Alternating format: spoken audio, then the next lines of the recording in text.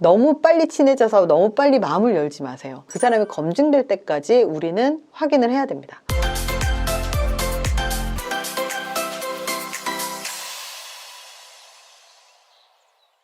인생에서 우리 주변에 둘 필요가 없는 사람 유형 8가지 알려드릴게요. 우리가 사람 보는 눈을 키우는 건 정말로 중요합니다. 아무리 모무생이어도 친구 한 명 잘못 사귀면 이상하게 변하는 경우 청소년기에 굉장히 많이 봤을 거예요. 주변에 어떤 사람을 두느냐, 어떤 사람을 내 친구로 만드느냐, 그리고 아니라고 생각하면 빨리 멀리 두는 것, 이런 것들은 인생에서 굉장히 중요하고 주변에 어떤 사람을 두는지에 따라서 인생이 정말로 많이 달라집니다. 유유상종이라고 하지만 좋은 사람이라고 다 주변에 좋은 사람만 남는 건 아니에요. 아무리 좋은 사람이라고 해도 천성이 선한 사람이라고 해도요, 주변에 이상한 사람을 멀리 두지 않으면 나쁜 영향을 받기도 하고, 그리고 가스라이팅 당하기도 하고 그 사람들한테 이용당할 수도 있습니다. 결과적으로 나쁜 사람이 나하고 친해지려고 하고 나한테 잘해주잖아요. 그러면 그 사람이 좋은 사람이라고 착각하는 게 또 인간입니다. 범죄자도 나한테 잘해줄 수 있는 법이고요. 사기꾼도 나한테 잘해주기 때문에 친구가 돼서 사기를 치는 법이거든요. 주변에 둘 필요가 없는 내 인생에 나쁜 영향을 줄 수 있는 사람들은요, 자존감을 깎아내리기도 하고 힘들게 만들기도 합니다. 그리고 우리를 우울하게 만들기도 하고 삶을 부정적으로 바꿔놓기도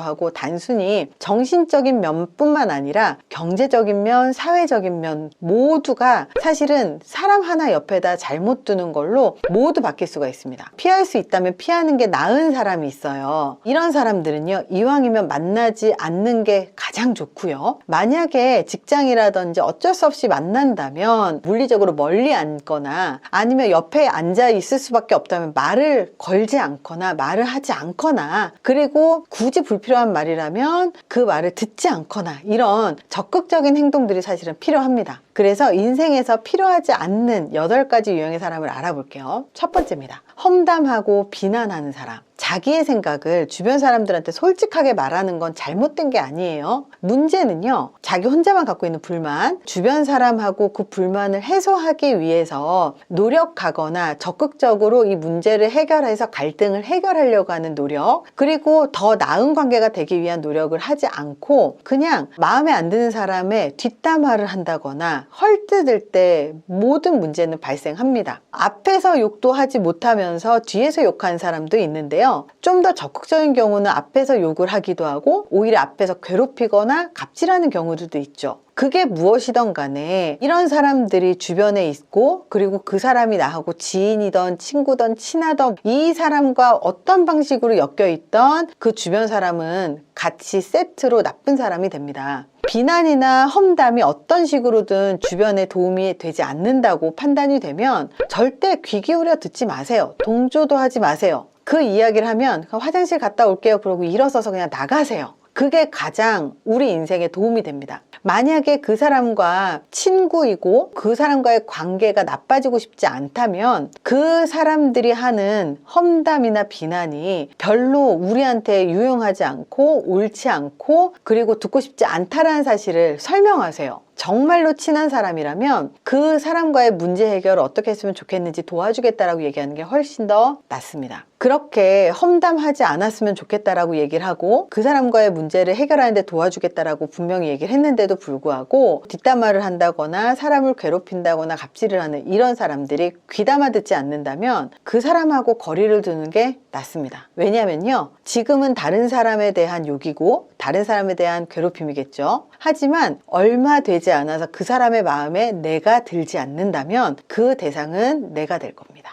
자, 두 번째입니다. 우리의 시간을 의미 없이 잡아먹는 사람도 멀리 두세요. 우리의 시간을 정말 아무 의미 없이 잡아먹는 사람이 가족일 수도 있고 친구일 수도 있습니다. 그냥 아무 이유 없이 우리 시간을 뺏는 사람들이에요. 물론 이런 사람들은 도움을 요청하거나 조언을 요청하는 사람들이겠지만 결론적으로는 정말 조언이 필요해서 조언을 요청하는 게 아니고요. 그냥 자기 이야기를 들어줄 사람, 자기 피해자 코스프레를 들어줄 사람, 자기의 힘듦을 들어줄 사람이 필요한 거예요. 자기 옆에 누군가가 있었으면 좋겠는데 하필이면 도와달라고 하면 잘 들어주는 내가 있는 거예요. 지극히 이기적인 이유 때문에 조언을 구하고 도움을 요청하죠. 근데 아무리 도와줘봤자 그 사람이 실행하지 않는 사람이라면 사실 도와주는 게 의미가 없고 조언하는 게 의미가 없어요. 특히 어떤 사람도 있냐면요, 예를 들어서 일러스트를 디자인하는 게 직업인 사람들한테 자꾸 디자인을 공짜로 요청하고 그리고 무료로 해달라는 사람이 있어요. 저처럼 강의가 직업인 사람한테 무료로 강의를 해달라는 사람이 있어요. 그 사람의 전문적인 직업 영역을 그냥 가볍게 도움을 요청하는 게 아니라 제대로 일하듯이 전문적인 영역에서 전문적으로 도움을 받고 싶어 하는 사람들이 있어요. 이런 사람들은요, 지극히 이기적인 사람들입니다. 그 사람의 전문 영역이라면 그 사람한테 상담을 받고 상담료를 지불하는 게 정상이죠. 예를 들어서 변호사한테 제대로 된 법률적인 조언을 받고 싶다면 그 사람한테 돈을 주고 법률 조언을 받는 게 정상이고요. 그리고 이게 법률적인 조언이 필요한 건지 아닌 건지 잘 판단이 안 돼서 이거는 소송을 해도 될까 말까 아주 가볍게 물어보는 거라면 전문 영역인 사람들도 가볍게 알려줍니다. 하지만 그게 아니라 나 고소장 좀 써줘 라든지 아니면 나 지금 소송이 진행 중인데 여기에서 변호 좀 해줘 라든지 그 사람의 전문적인 영역을 돈을 주고 내가 도움을 받아야 되는 일인데도 불구하고 공짜로 하려고 한다는 것 자체가 거지근성인 거죠. 나의 시간을 자꾸 이기적인 이유로 잡아먹는 사람들, 그런 사람이 있다면 그 사람에게 쓰는 시간을 줄이는 게 좋습니다. 그 사람들에게 우리가 우리 모든 시간과 관심 쏟을 수 없다는 사실을 정확하게 밝히는 게 좋아요.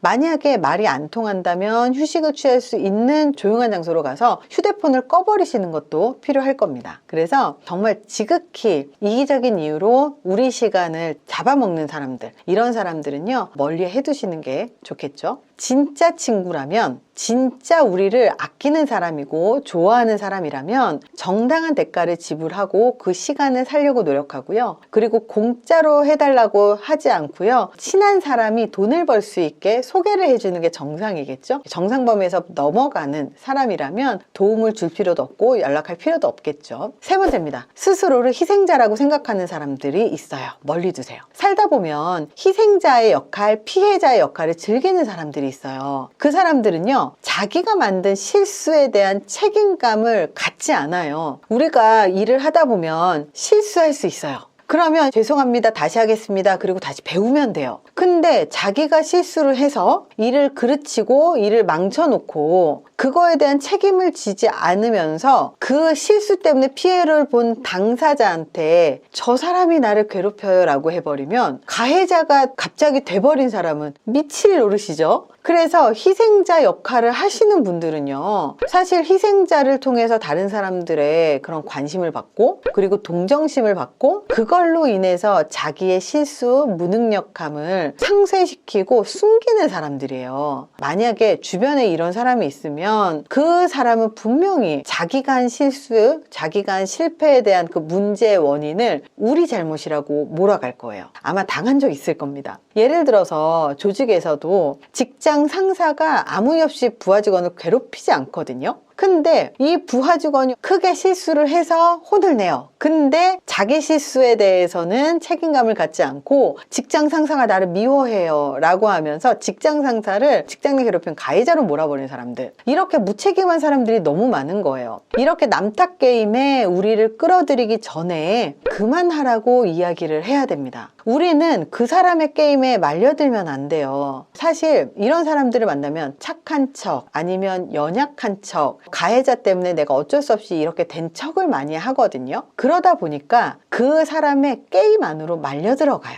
그래서 자꾸 적을 만들고 그리고 그 사람을 가해자 만들고 그리고 우리는 희생자가 돼버리는 거죠. 근데 좀 더 객관적으로 한번 생각을 해보세요. 거리를 두고 조금만 객관적으로 상황을 보는 거는 진짜 필요합니다. 그 사람의 말만 들을 게 아니라 그 옆에 있는 사람은 대체 왜 그랬을까? 라는 관점에서 한번 생각해 보세요. 정말 세상 사람들이 나쁜 사람들도 사실은 많기는 해요. 하지만 아무 이유 없이 상대방을 괴롭힐 수 있는 정말 인격이 완전히 하급인 사람들은요, 100명 중에 몇 명 되지 않습니다. 물론 원인을 제공을 했다고 하더라도 악랄하게 괴롭히는 사람 또한 그렇게 많지가 않다는 거예요. 우리는 정상 범위 안에서 살펴봐야 돼요. 누군가를 가해자로 만들고 누군가를 피해자로 만드는 피해자 코스프레를 하지 않는 게 정상입니다. 네 번째, 동정심이 없는 사람들, 연민이 없는 사람들. 이런 사람들을 가까이 두면 안 되는 이유 중에 하나는요, 그 사람은 우리의 문제를 이해하는 능력이 없기 때문입니다. 현실적으로 그 사람들은요, 주변에 그 누구도 이해하거나 도움을 주지 못하고 상대방들의 입장을 이해하지 못하는 공감 능력이 결여된 사람들이에요. 이런 사람들은요, 성격의 문제에 나르시시즘적인 경향을 갖고 있어요. 최소한의 윤리적인 행동이 공감이거든요. 상대방의 입장을 이해하고 상대방의 마음을 헤아리는 행동은 정말 최소한의 윤리예요. 근데 그조차 할 수 없는 사람이라면 그 사람은 우리랑 함께 할 수 없는 사람이라는 걸 우리는 깨달아야 됩니다. 그런 거를 알 수 있는 되게 좋은 장소가 그 사람과 식당을 갔을 때 갑질을 한다거나 아니면 하급자한테 막말을 심하게 한다거나 그리고 한 사람을 괴롭힌다거나, 그러니까 일상적으로 봤을 때 질이 안 좋은 패턴을 보이는 그런 사람들도 있을 수 있습니다. 공감 능력이 낮을 수는 있어요. 그래도 기본적인 선을 지키는 사람들이 있는데요, 공감 능력이 낮은 사람들이거나 없는 사람은 그 기본적인 선도 못 지키는 경우가 굉장히 많더라고요. 왜? 상대방이 기분 나쁜 이유, 상대방이 배려받아야 되는 이유를 알지 못하고, 그리고 그러기에는 너무나 자기가 소중한 사람들이기 때문이죠. 자, 다섯 번째는요, 부정적인 사람들. 부정적인 사람들은요, 정말 바이러스처럼 퍼뜨리고 다녀요. 조직에서 이 부정적인 사람들을 정말로 싫어하거든요. 이런 사람들을 상대할 때 가장 제가 해드리고 싶은 조언은요, 최대한 피하세요. 이런 사람하고 친분을 쌓잖아요. 이 부정적인 사람도 안 될 거야 해서 뭐 할 거야, 그거는 필요가 없는 일이야, 야 너 잘 보여서 뭐 할 거야, 이런 것들 있죠. 야 이거 노력해봤자 안 돼, 야 그래봤자 일밖에 더 쌓여, 하지마, 이런 것들. 이런 사람하고 친해지잖아요. 그럼 삶 자체가 부정적으로 변해요. 사람이 부정적으로 변하면요, 자기한테 안 좋습니다. 왜? 새로 도전하거나 시도하거나 새로운 무언가를 하고자 하는 생각이 그냥 없어져 버려요. 그리고 나 이것 좀 한번 해볼까? 자격증 공부해볼까? 그러면 부정적인 사람이 옆에 있잖아요. 야 너 그거 되겠어? 이 한마디로 그냥 마음속에서 포기하게 된다는 거예요. 부정적인 사람들은요, 왜 부정적이냐? 자존감이 낮고 자신감이 없고 불안하기 때문입니다. 걱정하고 비관하고 그리고 우울하고 항상 불평불만이 많아요. 이런 사람들은 우리한테 보복하는 방법으로 우리한테 비관주의자, 부정적인 사람으로 만들어 버리거든요. 그러면요, 우리 조직 내에서도 관계의 수명이 짧아지고요, 그리고 조직 내에서 업무의 수명도 짧아지게 됩니다. 여섯 번째가 거짓말하는 사람들이에요. 우리가 정말 친한 친구라고 생각을 하는데도 불구하고 이 사람들이 나의 사생활을 다른 사람들한테 얘기하고 가십거리를 만들고 공유하는데 거리낌이 없는 사람들이 있어요. 친구들이 이런 사람일 때는요, 화가 많이 날 거예요. 그리고 정말 친하다고 생각했기 때문에 어느 정도 용서를 하셨을 거지만 이런 행동들은요, 사라지지 않아요. 그래서 겉과 속이 다른 사람들, 그리고 친하다고 말을 하면서도 나의 이야기들을 다른 사람한테 아주 쉽게 얘기하는 사람들, 이런 사람들은요, 좋은 사람이 아니에요. 겉과 속이 다른 사람들하고 친분을 쌓을 때 진짜 문제는 그 사람이 아주 다양한 방식으로 우리한테 안 좋게 할 수 있어요. 정말로. 사회적으로 우리의 커리어를 끊어놓을 수도 있고요. 그리고 이 사회 안에서 평판을 완전히 바닥으로 내려놓을 수도 있고요. 말 그대로 우스갯거리로 만들어 버릴 수가 있습니다. 심지어 우리 친구들한테까지 헛소문을 퍼뜨리고 다니기도 합니다. 이런 문제를 해결하기 위해서는 내가 굳이 할 필요 없는 말을 안 하는 게 훨씬 더 낫겠죠. 일곱 번째는요, 우리를 조종하고 이용하는 사람들. 필요할 때만 연락하는 사람들이 있어요. 불안하게 만들어서, 그리고 혹은 동정심을 얻어서 우리를 이용을 해먹는 사람들도 있죠. 교묘하게 우리의 정보를 캐내서 약점을 알아내고 자기의 유리한 무기로 삼는 방법을 아는 사람들이죠. 그리고 우리의 양심의 가책이라든지 너그러움이라든지 배려를 이용을 잘하는 사람들이 있습니다. 이런 사람들도요, 주변에 두면요, 도움이 한 개도 되지 않습니다.